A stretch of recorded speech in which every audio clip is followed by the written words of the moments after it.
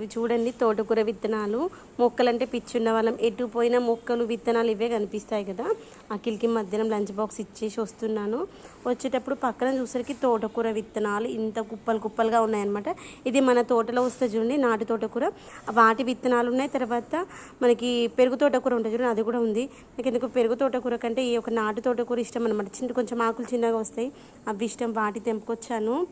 చూడండి ఎంత మంచిగా ఉన్నాయి విత్తనాలు. అయితే భూమిలో వచ్చేటువంటి వింటే కొంచెం లగ ఎక్కువ ఉంటుంది కదా, వాటికి బలం ఎక్కువ ఉంటుంది కదా, విత్తనాలు అయితే మంచిగా వస్తాయి. ఇట్లా మీకు ఎక్కడైనా విత్తనాలు దొరికితే తీసుకొచ్చుకొని సేకరించుకోండి. దానికి సిగ్గుపడాల్సినంత అవసరం ఏమీ లేదు. విత్తనాలు మనకి నచ్చినవి దొరకడమే కష్టం.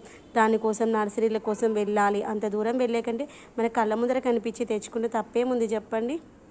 నేనైతే అంతే అనుకుంటా. మనం తప్పు చేయట్లేదు కదా, వేరే వాళ్ళ ఇంటి దగ్గరికి పోయి చెట్లేం తెచ్చుకోవట్లేము. మనము అక్కడెక్కడో రోడ్డు మీద వేస్ట్గా మొలిసినటువంటి వాటి విత్తనాలు తెచ్చుకుంటున్నాం అంతే, చెట్లు కూడా తెచ్చుకోవట్లేదు.